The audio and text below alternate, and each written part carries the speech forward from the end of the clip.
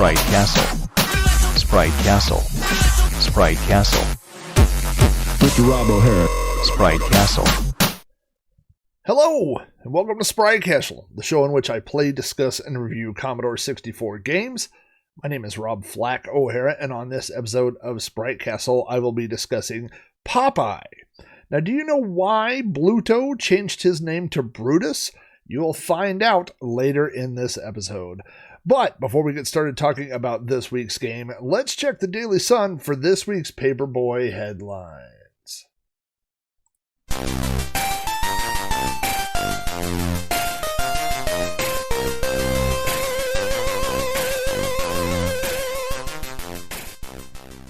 Welcome back to another episode of Sprite Castle.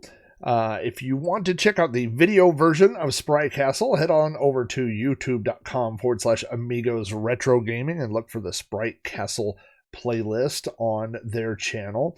I have other gaming videos on youtube.com/Sprite Castle, but not the podcast Sprite Castle, which is confusing and bad planning on my part. I stream live at least once a week. If you want to watch what Commodore 64 games I'm playing live, you can join us Wednesday nights. Go over to twitch.tv/Rob O'Hara. If you click that little subscribe button, it doesn't cost you anything at all, and you'll get a notification when I begin to stream. And all of my podcasts are always available over at podcast.robohara.com.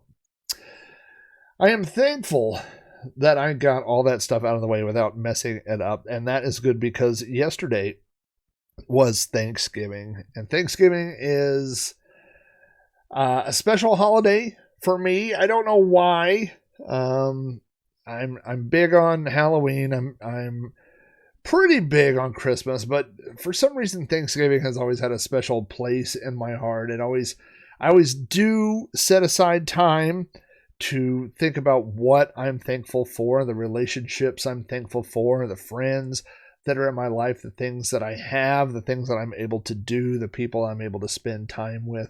And so this Thanksgiving was no exception.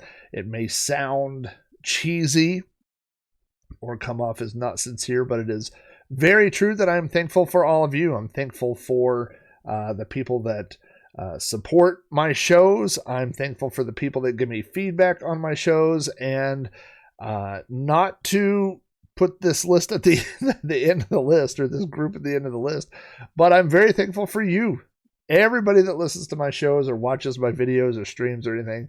If there weren't an audience, there wouldn't be any reason to do this. So I'm thankful for all of you guys and gals out there. So I appreciate each and every one of you.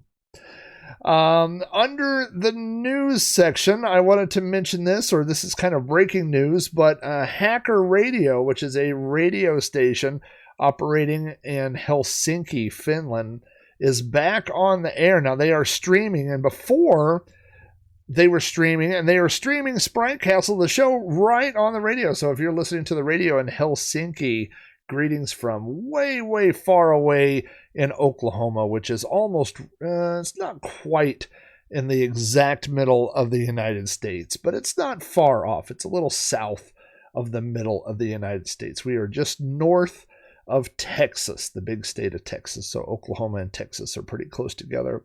If you want to listen to radio in Swedish, which if you're in the U.S. won't do you much good, you could go to, it's HAKKERI radio.fi, and you could go there and you can actually stream and listen to. They've got a lot of great shows on there. I don't know how many are in English, but lots of cool content on there.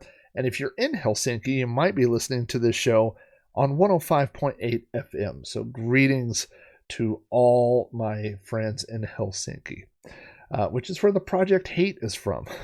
A great metal band that I crossed paths with many years ago. So if you run into the Project Hate, tell Lord Kent I said hi. Feedback from the previous episode. I don't know that I got a lot of feedback on the last episode, which was Cauldron. It's been a few weeks since I released an episode. I did have some people recommend that I play Cauldron 2, and I have played Cauldron 2. It is a great game as well, and those are Great games to fire up and play around Halloween, that time of year, but they're really fun any time of year. You can play Cauldron or Cauldron 2. So if you haven't checked out those games, be sure to do that. And now let's jump right in to the Kings of the Castle.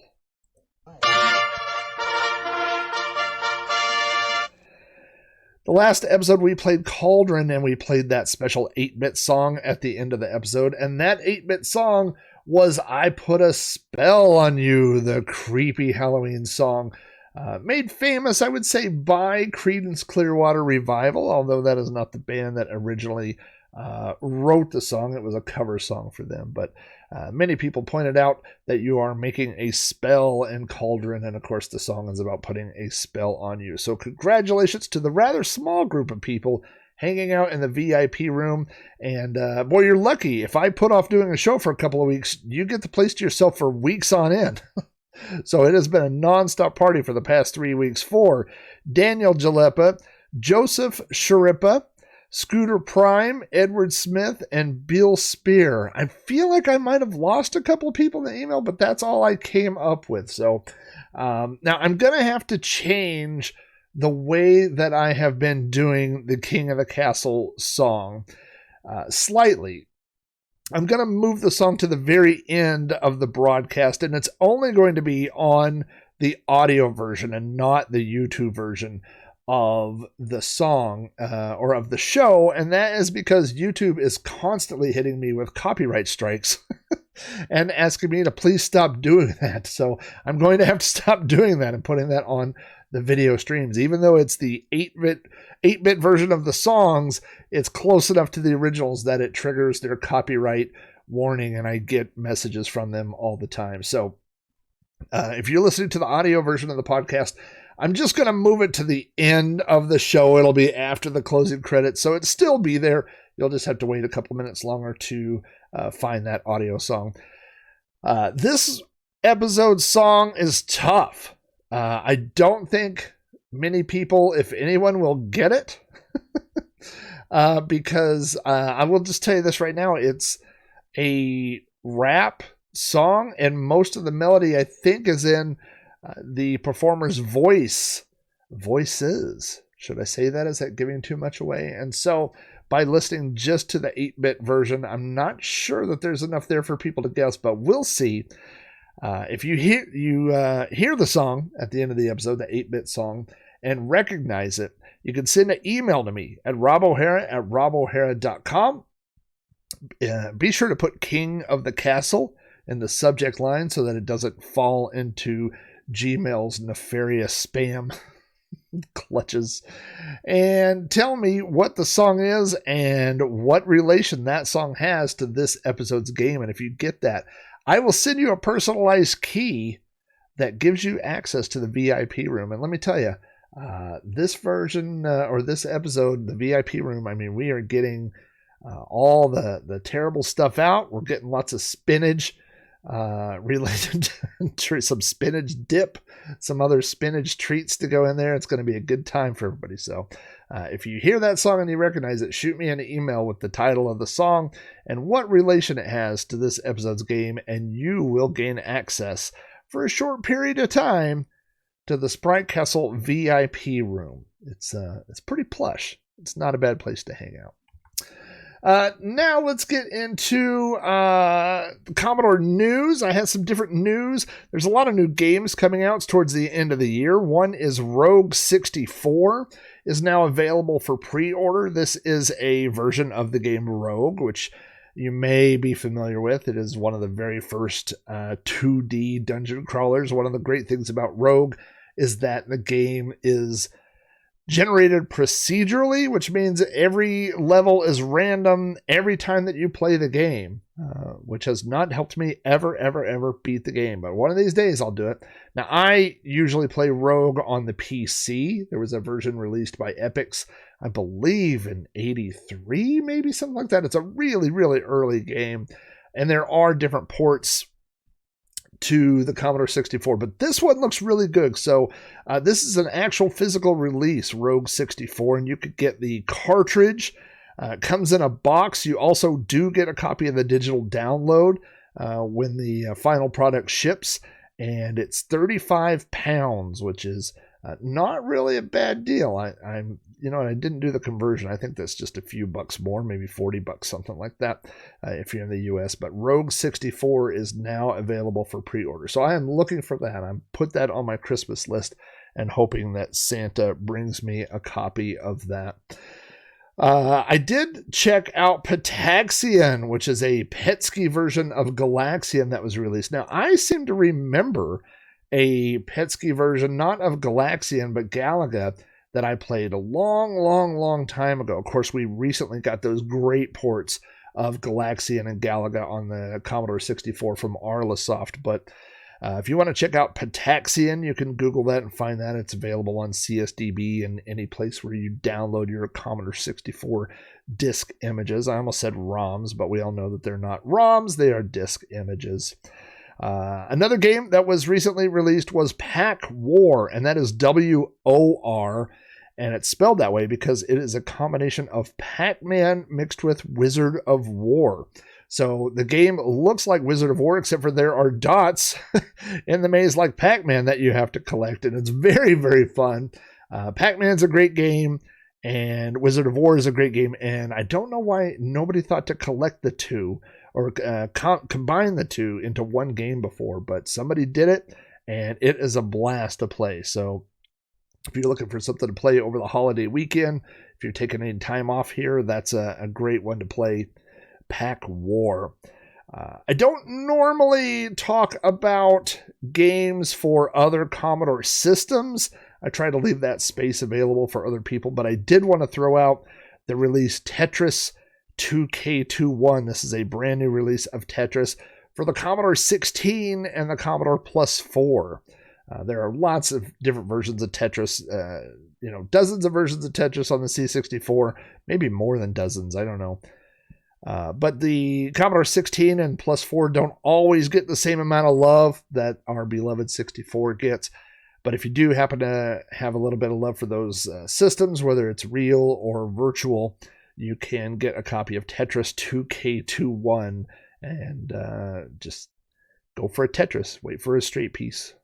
That's my technique. Leave the little slot on the side and then pray for a straight piece to come. I have one strategy to Tetris, and that's it. Finally, I wanted to throw out a new piece of hardware that I saw, which is the SID Kick. This is a drop-in replacement for the SID chip. On the last episode, I talked about a drop-in replacement for the PLA. Again, I'm repeating myself, but hardware is aging. Real physical Commodore 64 hardware is getting old. Those chips do fail. Power spikes can cause these chips to fail.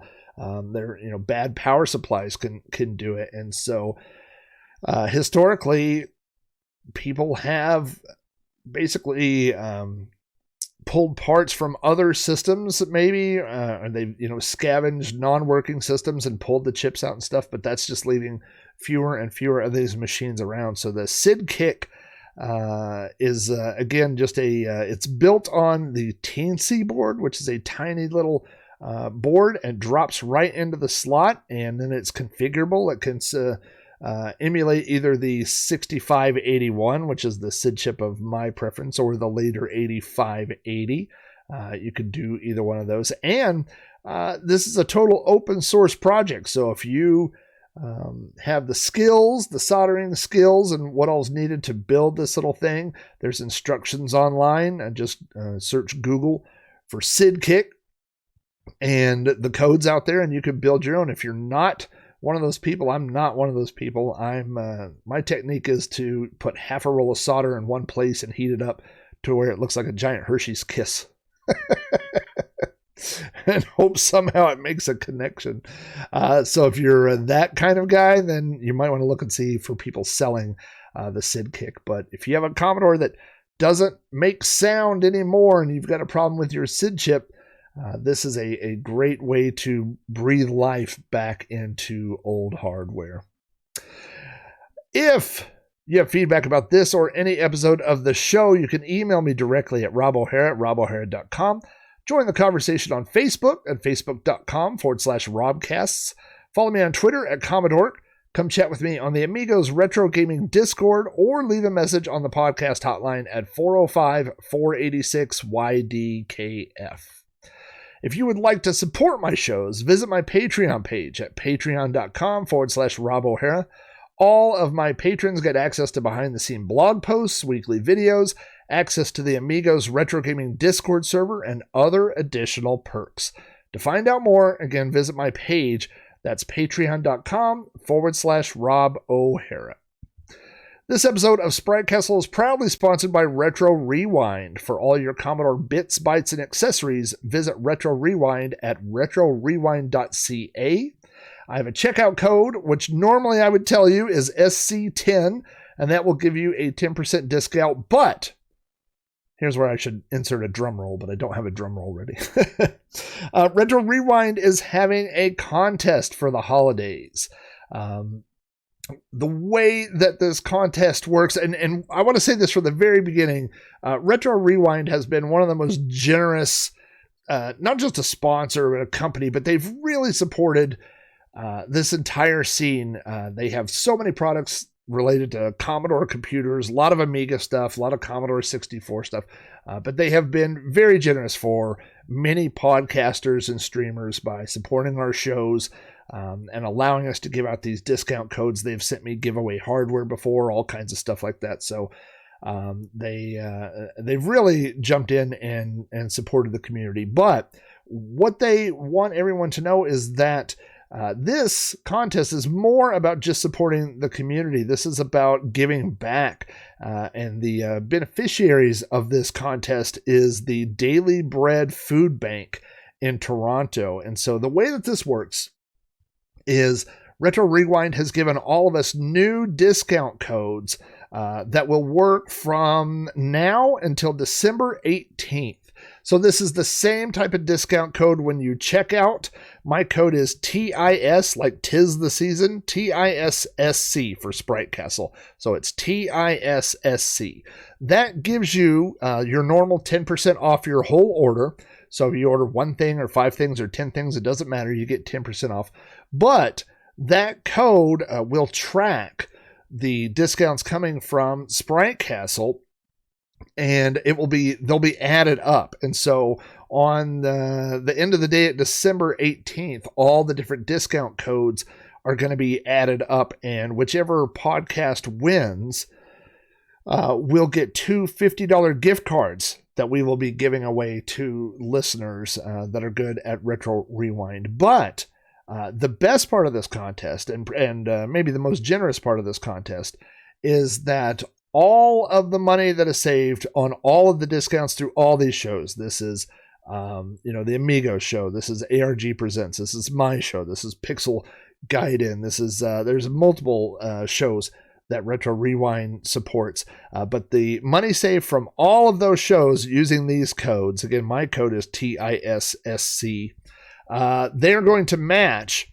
and donate that money to the Daily Bread Food Bank there in Toronto. So again, you win. If you use this code, you get 10% off. So you win that way. If this show or whoever show has the biggest amount of money saved over the next month, we'll get those gift cards, which we'll be giving away to listeners. So we win that way, and then ultimately the money that's being matched and given away by Retro Rewind to the food bank in Toronto, those people are winners. And that donation that's going to the food bank will be under everyone's name, all of our shows, and everybody will get credit for that. So, the way I look at it, I've had so many years where, my wife or family members said, what do you want for Christmas? And I'm like, I don't know. And then, I get socks.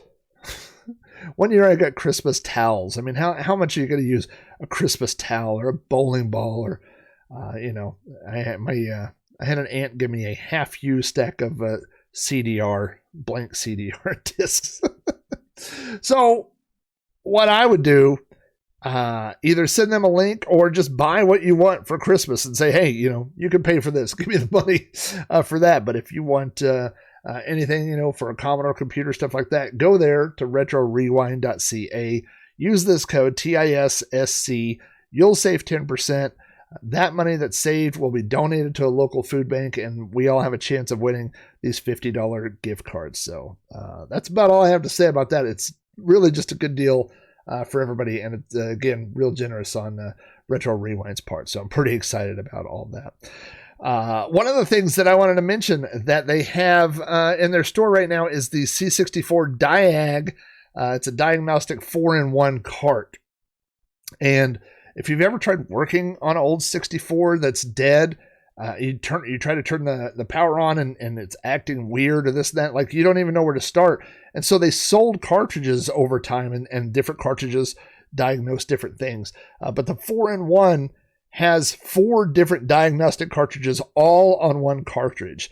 And they're selling that right now for $47. And then again, with that code TISSC, you get $5 off that. So that's a good deal. I think that's probably what I'm going to be ordering myself for Christmas. Don't tell Mrs. Santa Flack when that package arrives. I'm just going to tell her it's from the North Pole. Anyway, those are this week's headlines, brought to you by my local paperboy who hit me in the head with my newspaper this morning. Awesome sauce.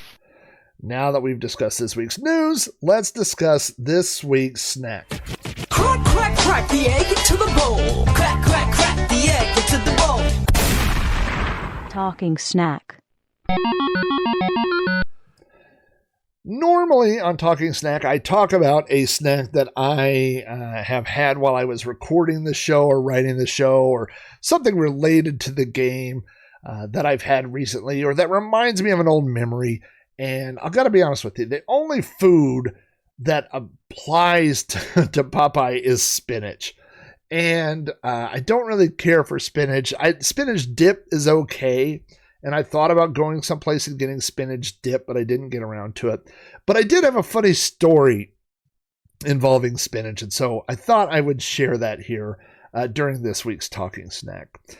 This story takes place in 1991 during my senior prom.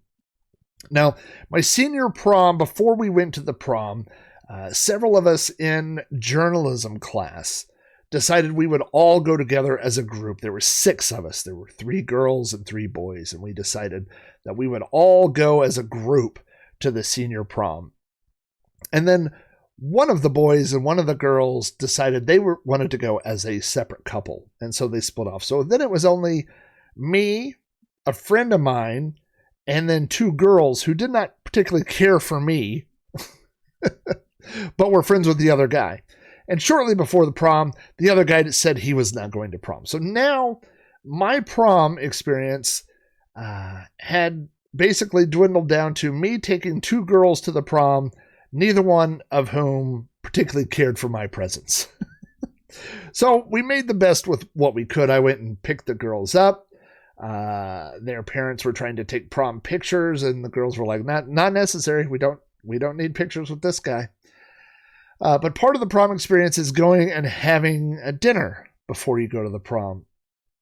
And so there was this restaurant called Sullivan's. And so we made reservations at Sullivan's. We went there. I was wearing my rented tuxedo. They were wearing their prom dresses, these 2 young ladies, and we went. And it turned out that Sullivan's was a seafood restaurant, which I didn't know about. Now, I had been told at a very young age that I was allergic to seafood. I was later tested for an allergic reaction to seafood, and everything came up negative. So either I outgrew that allergy, or I just had some bad shrimp when I was a kid. And it was mistakenly thought that I was allergic to shrimp. But at this time, I did not eat seafood. I didn't eat lobster. I didn't eat crab. I didn't eat shrimp. And we went to a seafood restaurant for dinner. And so I panicked as I'm looking over the menu. All I could find were seafood dishes. And down towards the bottom of the dish, or the bottom of the menu, was a bowl, a platter, a meal. And there was 2 words in the title of this dinner plate, I only knew what one of the words meant, and one of the words was ravioli. And I liked ravioli. I was a Chef Boyardee kid. I still eat cans of ravioli. And I thought, you know, I don't see shrimp, I don't see lobster, I don't see anything like that. It's ravioli. So that is what I ordered. The word that was before ravioli was Florentine. I didn't know what Florentine meant, but Florentine apparently means made of spinach, made with spinach, made with spinach ingrained in this dish. And so my plate arrived with just a couple of very large ravioli that were green because they put spinach in the pasta that they use. And the ravioli were stuffed with spinach, and they were covered with a spinach meat sauce. I did not like seafood, but if there was one thing I liked even less than seafood, was spinach. And so that's what I had delivered to my table in front of me, was this giant plate that looked like it had 2 or 3 green pillows laying on it, which were giant green Florentine ravioli. If I remember correctly, I ate a little bit around the edge. I ate a lot of garlic bread, and we got out of there, went to the prom, and they had some hors d'oeuvres, and I pigged out on hors d'oeuvres, none of which contain spinach. So I know that spinach supposedly gives Popeye his strength, but it didn't do anything for me. Not then and not now. So spinach dip I can deal with, but that's just about it for me. So, I mean, I don't like spinach, but I do know a guy who likes spinach, and that guy is Popeye, which was also a game published for the Commodore 64 in 1982 by Parker Brothers. It is a game that supports 1 or 2 players that uses joystick controls. We have talked a little bit about Parker Brothers before on the podcast, but I'm not sure how much detail I went into. Parker Brothers was founded in 1883. That's 1883, not 1983. They were known for making board games. They were originally known as the George S. Parker Company. That was their original name, until George's brother, Frederick Huntington Parker, decided to join him. And so they renamed the company from the George S. Parker Company to the Parker Brothers. Parker Brothers' biggest claim to fame is Monopoly. And most of their success came from board games. They were very profitable until 1991, at which point they were purchased by Hasbro. Now, they began moving into the electronic gaming market in the late 70s, and they were the ones who released Merlin, which you may remember was an electronic game that played multiple different games like Simon Says and Tic-Tac-Toe and things like that. And based off that success, they eventually moved into the home console market. They released games mostly for consoles first. They did Atari 2600 games and television, Odyssey 2, Atari 5200, and ColecoVision. And then they were in the market for only a few years, but exited after the video game crash in 1983. I think 1984 is probably the latest we see of Parker Brothers games released for home video games consoles. Some of their most popular releases were Star Wars. They released the console version of Star Wars. They did Q*bert, Mr. Doo's Castle. They had James Bond and Diamonds Are Forever. They released Gyrus and Frogger 1 and Frogger 2. So lots of great Parker Brothers games out there for the Commodore 64. The only other Parker Brothers game I have covered on the podcast is Montezuma's Revenge, which is all the way back in Sprite Castle number 17. My turn. My toy. This new Popeye video game has the boys fighting worse than ever. Oh, Popeye! It's my game. It's got 3 screens just like the arcade. Watch out! Yikes! Uh-oh. Fight like a man. Where's me spinach? Yow! You choke, you wimp. I ain't wimpy. I'm much better looking. The new Popeye video game, available for most popular home video and computer systems.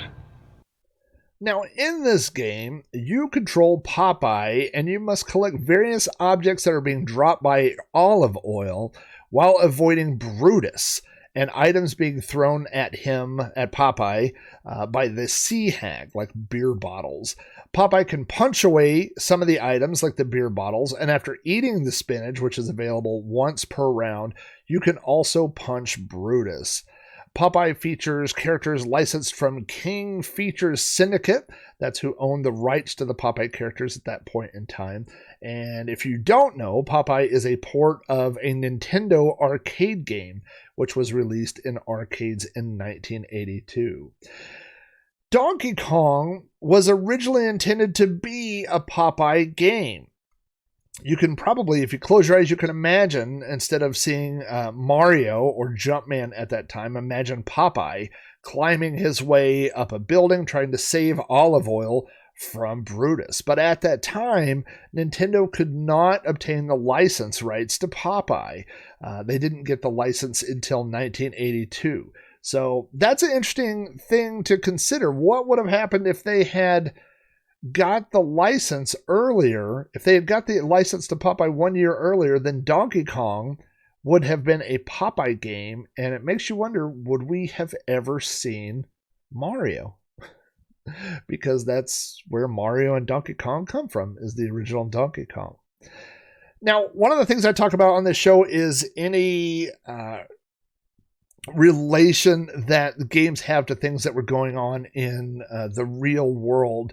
And in 1980, we got the movie version of Popeye, which starred Robin Williams as Popeye, Shelley Duvall as Olive Oil. We had Ray Walston as Poop Dick Pappy, a.k.a. Popeye's father, and Paul L. Smith as Bluto. If you don't know who Paul L. Smith is, he was in the original Dune. He was in Red Sonja, and he was the Archduke in the 1994 movie Maverick. So we have this 1980 movie Popeye. We had Popeye cartoons that came back on the air in 1978. So Popeye was going through a bit of a rebirth. That's probably why Nintendo tried to get the rights to Popeye for Donkey Kong, which they failed in 1981. And so in 1982, they released their own Popeye game. The box for this game is pretty nondescript because it is a Parker Brothers release. It looks like a lot of their releases. It is the box is gray. Across the top it says Parker Brothers Arcade/Action Software, and then you have a airbrushed photo of Popeye with the word Popeye. And Popeye was originally released, and maybe only released, or at least originally, as a cartridge, which was not unusual for early Commodore 64 releases, but I believe later there were budget releases probably released on cassette. I think I've seen other cassettes, but primarily, if you saw an original copy of Popeye, it was probably a cartridge. Now, there's information about the game on the back of the box, along with a screenshot of the game. The back says, put yourself in Popeye's place. You've got a daffy girlfriend who goes by the name of Olive Oil. Right now, she's got you running in circles, chasing hearts and notes all over the place. Well, blow me down. Then there's that blubber-brained Brutus who's out to get you. He's meaner than mean. While you're dashing around, he's taking shots to knock you overboard. And if that's not bad enough, you've got that nasty old biddy, the Sea Hag, pelting you with bottles, and vultures diving right for your head. You've even got to dodge bouncing skulls. Yikes! Now, you'd think with all this going on, you could rely on your spinach. No chance. It's there 1 second, gone the next. When you do grab it, Brutus is in big trouble. So go ahead, put yourself in Popeye's place, if you think you can handle all the action. 1 or 2 players, ages 6 and up, joystick required. A little bit to unfold here. Number 1, I do like that at the end of the first paragraph, it talks about what's going on, and then it says, well, blow me down. So that is obviously one of Popeye's catchphrases. Well, blow me down. At the second paragraph, it throws in the comment, "He's meaner than mean." I don't know. I mean, this has to be intentional, but the Popeye movie, Brutus, or Bluto as he appears in the movie, sings a song called "I'm Mean." And he says, I'm mean, you know what I mean. I'm meaner than mean. So this seems like a direct reference to the movie without, actually calling it out. I thought it was interesting that they call the sea hag an old biddy. I thought biddy was kind of slang for a bad word, but maybe not. So I found that part interesting. And then, it basically explains the gist of what's going on, that olive oil is going to be dropping things and you're going to have to catch them. And it tells you who you're going to have to avoid. You're going to have to avoid Brutus. You're going to have to avoid the sea hag and the things that she throws, and collect whatever olive oil's dropping. When this game boots, the title screen and loading screen is pretty lackluster. You will see in regular text, Parker Brothers presents Popeye. This is all in just regular text. And then if you press the button 1 or 2, you will launch a 1 or 2 player game. That's pretty much it. And there's no menu where it comes up with a picture of Popeye or anything like that. It's just plain text and off you go. So you get to, once the game starts, you will see that there are 4, the game has 3 levels, but the first level has 4 levels that you can walk on, 4 platforms maybe. The top one has a big gap in the middle, and then the bottom 3 can be crossed all the way from the left to the right-hand side of the screen. And the top one, where that big gap is, has little signs that say through, and those allow you to jump across the screen from the left to the right, and so they wrap around. And that is a good technique to use to get away from Brutus. At the very top of the screen, there are 2 houses. There's Popeye's house on the left and Olive Oil's house on the right. And Olive Oil is running around left and right, throwing hearts that float down to the bottom of the screen. I guess I'm actually looking here. The first level, there are 24 hearts that you will have to collect. Each time you collect a heart, it appears up on Popeye's house, which shows the side of his house in a grid, and the hearts fill in the grid so you can see how far along you are on the level. The higher up physically that you are on the game affects the score. You get more points for catching hearts closer to the top. So it sounds pretty easy so far, but the elephant in the room is a big bearded guy named Brutus. And so what Brutus is doing, he is roaming the level and coming after you. Now, again, there are 4 different levels that you can roam from top to bottom. But the problem with Brutus is that not only if he touches you, it takes your life away and it kills Popeye. But not only does he touch you if you're on the same level, but if he is on the level above you, he can reach down and swipe you with his hand and get you. If he is underneath you, he can jump up and touch your feet and get you. In the arcade version, there's kind of a slow animation that happens right before that happens, and so you can avoid it. But on the Commodore 64 version, it's very, very fast. It happens very quickly, so you're never really safe going the level above him or below him as well. Now, eventually you will see the sea hag, which will appear and throw multiple bottles at you in multiple succession. So you can punch these bottles. You have to be careful because sometimes the sea hag will appear on both sides of the screen and throw bottles at you from both sides. So if you're standing right in the middle, you will have no chance at batting away all the bottles. But if you get closer to one side or the other, or a better technique is to get off that that level, take the stairs up or down, or one of the ladders down, then you can get away from that. Now the hearts will be floating down from the top of the screen all the way to the bottom, and at the bottom is water. And if the hearts land in the water, you'll hear a different little sound playing. And after so many seconds, the hearts will sink into the water, and that's the same. You will also lose a life. So if you hear that sound, you immediately have to run to the bottom of the screen and go collect any hearts that are floating on top of the water. So there is a lot going on. Now, there are 3 levels to this game, and they all basically work the same general way. Olive Oil is always dropping things from the top. You have to collect those, and you have to collect so many of them to beat the level. The second level, well, the first level takes place on those platforms underneath their houses. The second level takes place at a high-rise apartment, and again, it's the same idea. For some reason, in this one, Olive Oil is singing, and she is dropping music notes. I think maybe she's actually playing a harp or something, but she's dropping music notes instead of hearts. And then on the third level, you are on Brutus's pirate ship, and the Sea Hag's buzzard will try to get you. The Sea Hag still comes out, so there's a lot. Oh, and Olive is shouting help. I don't know if I said that. So you have to collect the word help. Literally, the word help is falling down, and you have to collect those. Now, the way to fight Brutus is your can of spinach will appear on these levels.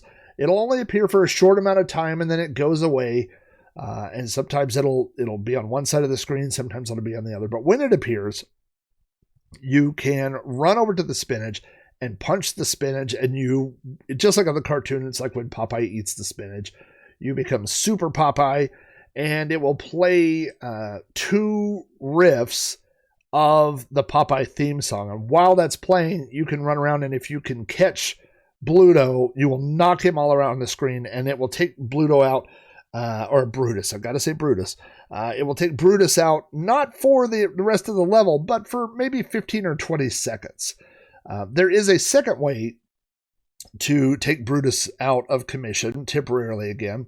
There is a punching bag at the top of the first level, and a barrel that drops down if you punch the bag, and it drops the barrel. And so if you hit Brutus in the head with the barrel, it will take him away.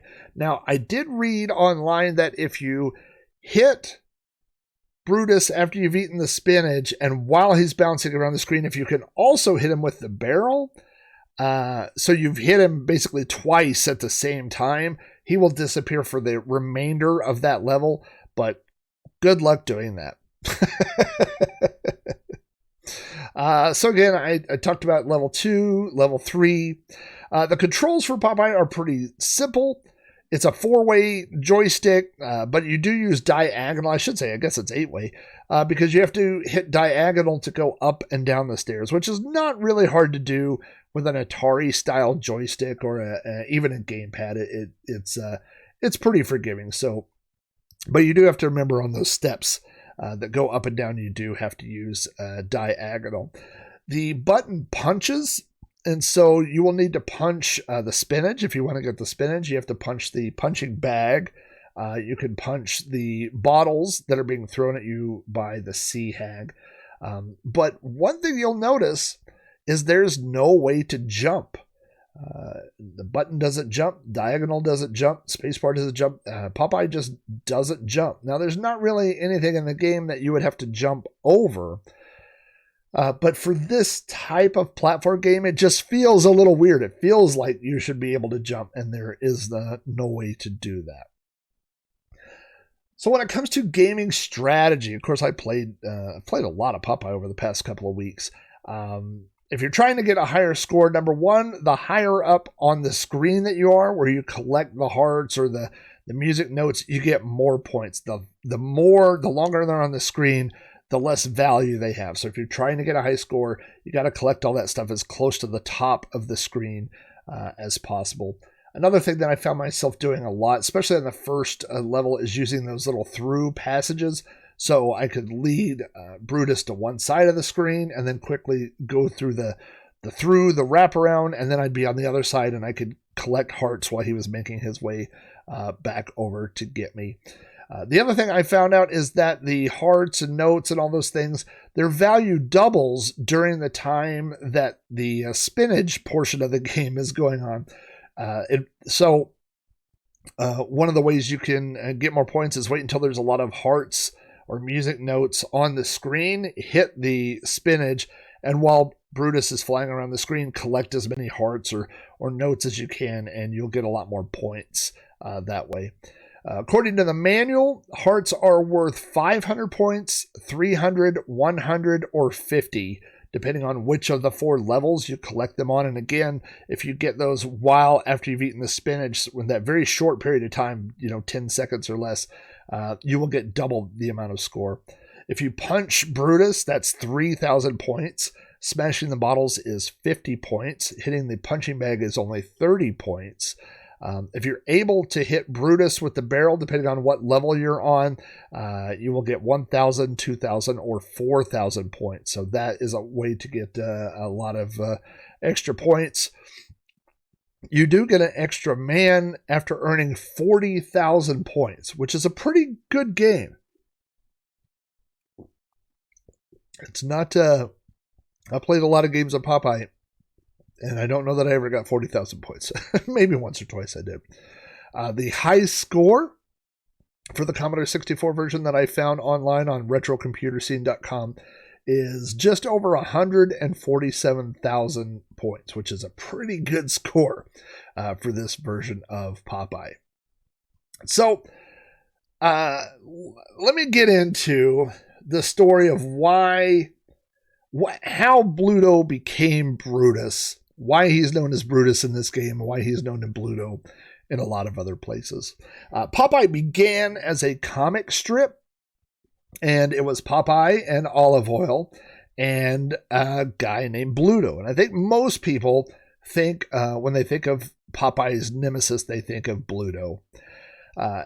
After so long after it being a comic strip, King Features, I think it was Fleischer Studios, purchased the rights or leased the rights to Popeye, and they started making cartoons. So they took it from the comic strip to being the cartoons that we saw in the early theater days, and some of those have been moved over to television or other video formats.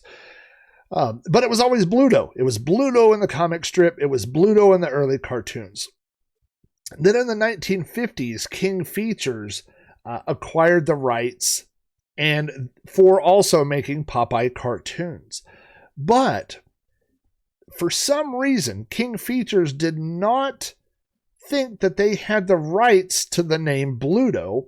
They thought that Fleischer Studio had created Bluto, which is not correct. Fleischer Studios had got Bluto from the original comic strip.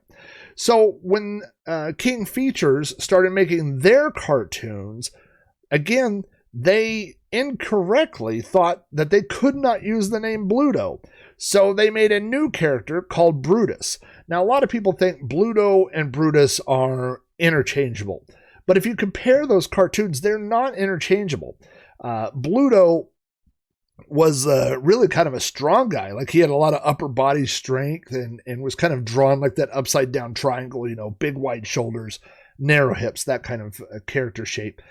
Whereas Brutus had he was kind of like a beer belly kind of guy, and he wasn't really known for his strength, but he was just I guess I would say that Bluto was more of a bully, and Brutus was, just after Olive Oyl and would fight Popeye, but sometimes they teamed up on stuff, but they were kind of two different characters, right?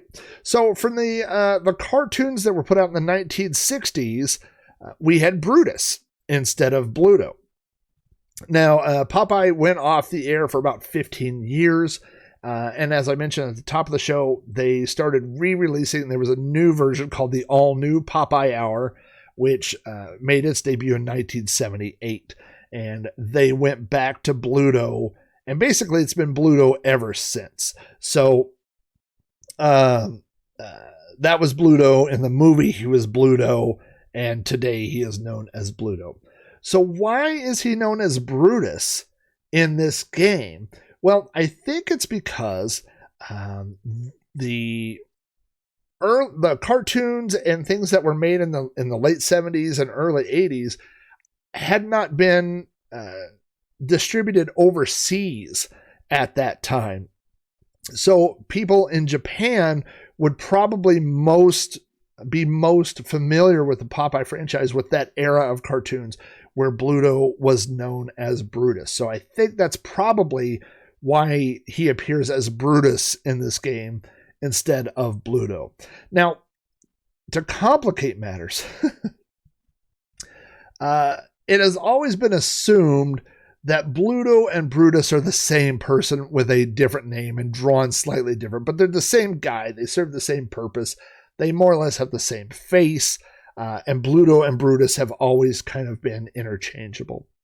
In 1988, a Popeye comic book was released and revealed that Bluto and Brutus were twins and that they were actually separate guys, and they teamed up together to try to beat up Popeye. And that was again repeated in the late 2000s in another Popeye comic that was repeated, that Bluto and Brutus were twins and two separate people. So I don't know. It's the comic books. I guess you just got to pick which story you want to go with and stick with that. But so that is why in this game he appears as Brutus and not Bluto. But if you call him Bluto, it's forgivable. I will forgive you. Online reviews of this game were fairly positive, although I didn't find too many of them, but Lemon64 has an aggregate score of 7.3 out of 10, which is pretty good. C64 Games has 6 out of 10. That's a newer review. And C64.com has 7.5 out of 10. Some of the early reviews said that this was the closest people had ever seen to actually playing a cartoon. So I don't know about that. Probably so until the next year when they saw Dragon's Lair, where people actually could play a cartoon. But at the time, it got pretty high reviews. Popeye did not just appear on the Commodore 64. It was ported to the Atari 2600, the Atari 5200, the Atari 8-bit, the ColecoVision, the Intellivision, the NES, the Odyssey 2, the TI-99 4A. All of these versions look and play slightly different. A lot of them have pluses and minuses. The ColecoVision version looks really good, but it plays a little bit differently than this version. Some of the other versions, the Atari ones, some of them don't look as good as this version, but play a little bit better. So if you enjoy this game and you're just into retro systems in general, you might go check out some of the different versions of Popeye, although the review that I read said this is the definitive version of Popeye for home computers and home consoles. I don't 100% know that I agree with that, but it's a good game. If you're only going to play one version, this is not a bad one to pick. Now, there were multiple Popeye games for the Commodore 64. There was another game called Popeye by Macmillan, released a couple years after this, that is nothing like the arcade version at all. It's more like a action-adventure type game, and it's known because the sprites of Popeye take up about 2/3 of the screen. The characters are gigantic on the screen. It's a very strange looking version. There's also Popeye 2, which is more of an adventure kind of game available for the Commodore 64, and Popeye 3 Wrestle Crazy, which is a game where Popeye goes to outer space to a wrestling match and has to wrestle different aliens, and at one point he has to wrestle the Xenomorph from Alien. And some monster looking thing that looks like a Dalek from Doctor Who. So is it Dalek or Dalek? I always get it wrong. I think it's Dalek, but regardless, it's a crazy game. So Popeye 3 Wrestle Crazy is pretty bizarre. Maybe I'll play that one of these nights on these streams. Namco released an arcade port of this game on mobile phones in 2008, I believe. So I don't think it's available anymore in the iOS store or Android store. But if you could find an older copy of that and you want to play it on your phone, that is a perfect arcade port. And actually, there's some upgraded stuff in there too, which is kind of fun. If you want to own an original copy of Popeye for the Commodore 64, I found a complete new cartridge in box for $80, but that was pretty high. I did find complete copies for $15 and $20, and that's box, cartridge, manual, everything in the $15 to $20 range. And I found loose cartridges online for $5. So it's not an expensive title if you want to, for some reason you're collecting. And a lot of people collected all the different Parker Brothers releases because the boxes all line up and they look cool. So if you're wanting to do that, you can pick this up pretty inexpensively. And now let's discuss my memories of playing Popeye. Fight! All right, time travelers. Seatbelts fastened. Yes!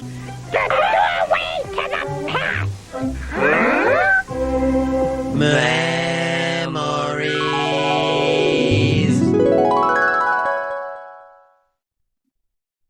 I remember when I didn't hit the wrong thing on the soundboard. No.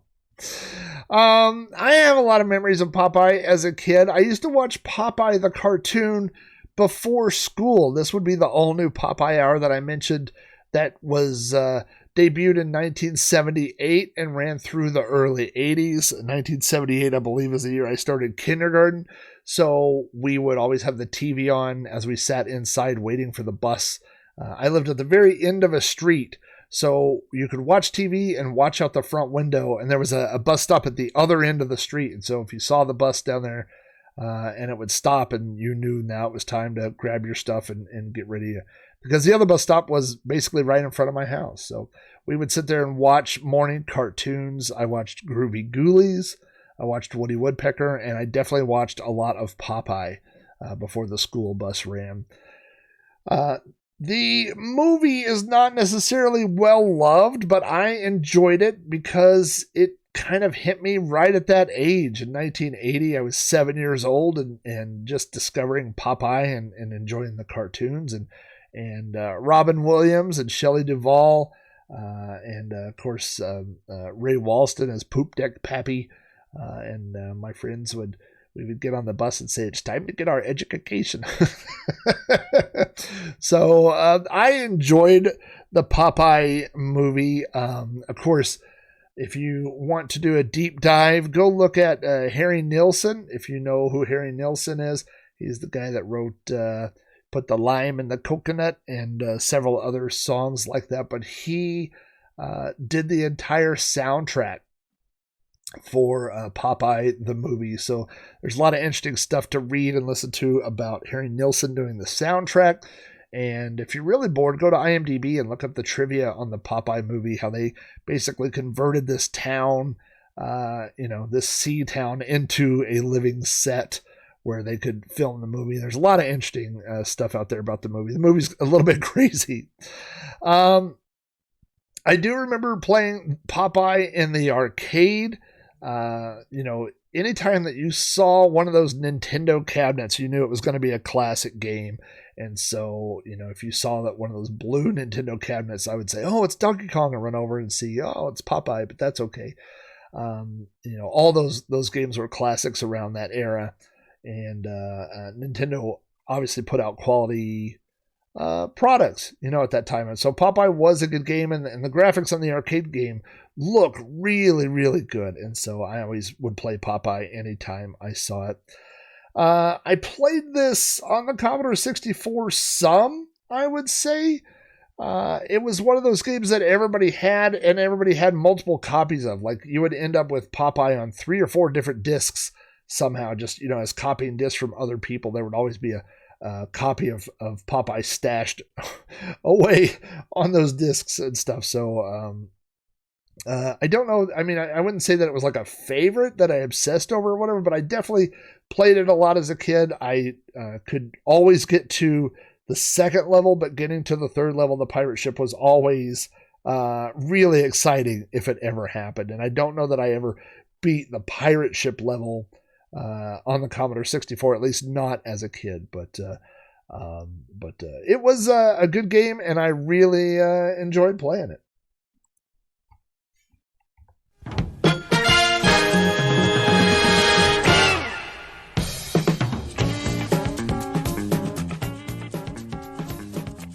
All right, it's time to take this game to the 8-bit courthouse and see what the rating is. For graphics, I give Popeye 3 out of 5 cans of spinach. Everything looks good, but not great. Music, you get the Popeye theme. You get lots of little ditties that go on through the game. I will give Popeye 3 out of 5 cans of spinach in the music department. I will also give it 3 out of 5 cans of spinach for sound effects. There's lots of different sound effects there and different things that happen. And my overall verdict of the game, I will go ahead and give it 3 out of 5 cans of spinach. I'd like to give it 3.5 cans of spinach. It's a fun game. It's a little frustrating. It's a little difficult. It's probably not one that you will play for a long period of time, but it's definitely enjoyable and definitely worth a visit.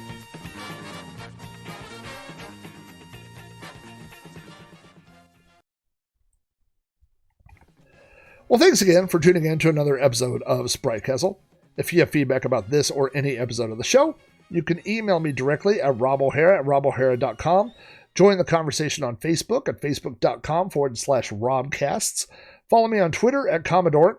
Come join me on the Amigos Retro Gaming Discord, or leave me a message on my podcast hotline at 405-486-YDKF. All patrons of my show get behind-the-scenes blog posts, weekly videos, access to the Amigos Retro Gaming Discord server, and other additional perks. To find out more, visit patreon.com/Rob O'Hara.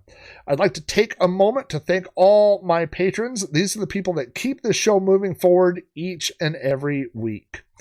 Those include my 8-bit supporters: Alan Hennessy, Alan Hudgens, Armadon Restel, Brian Barr, Carrie Clanton, Chris Albright, Chris Folds. By the way, Chris Folds has not been feeling well, and he is on the mend now. He's feeling better now. So special shout out to Chris. Glad that you are on the rebound. C-Dubs, Cowbird Boy, Dan, Paradroid Heavy, Dave Velociraptor, David Hearn, David Modolak. Gosh, I want to make sure I say these right. Eric Stryanisi, Garrett Alye, Gary Heather, Graham Vebke, Hacker Radio. Welcome, Hacker Radio, and all our listeners out there in Finland. Jake Nonamaker, Jason Warrens, John Bodekar Schaller, John Pearson, John Treholt, Jose Cazada, Joshua Eckroth, Mark Alley, Mike McLaughlin, Mitsuyama, Mr. Bundy, Mr. Wacky, Nathan Dagenhart, Olaf Hope, Patrick Markey, Rad Max, Rydar and Christopher Bow, Retro Trace, Rick Reynolds, Robot Doctor 82, Roy Jacobs, Scooter Prime, Scott Lambert, Scott Meredith, Scrap Arcade, Stephen Burt, Steve Rasmussen, The Slow Norris, Travis Gossi, Zeke Pabsky, Zerfall, and the very, very mysterious Cobra Kai. Extra special thanks to my 16-bit supporters, Beal Spear, Boar's Head Tavern BBS, Dan Creek, Dave Zilli, Edward Smith, John Morrison, Matt Nicholson, Matt Smith, Scott Van Drasic, Steve Sharippa, and Vintage Volts. Thank you guys for supporting my shows. I really, really appreciate it. And speaking of support, I want to give special thanks to Retro Rewind for all your Commodore 64 bits, bytes, and accessories. Visit Retro Rewind at retrorewind.ca. Don't forget we're having that contest. Use TISSC. It's Tis the Season Sprite Castle. TISSC for that 10% discount. And if we have the largest amount of discounts used between now and December 18th, we will win 2 $50 gift cards, which I will be giving away on this podcast. Sprite Castle is available from iTunes, Spotify, Google Podcasts, the RSS feed at podcast.robohara.com, and through the official Amigos podcast feed at anchor.fm/Amigos Podcasts. To hear more podcasts from me, like You Don't Know Flack, Cactus Flax, Throwback Reviews, and Multiple Sadness, visit podcast.robohara.com for links to these shows. Many of the news articles and game details for Sprite Castle come from websites such as Commodore News, Indie Retro News, Vintage is the New Old, the Commodore Scene Database, Lemon 64, and Moby Games. Thanks again for listening. Now get back to eating your spinach, and we'll see you here next time on Sprite Castle.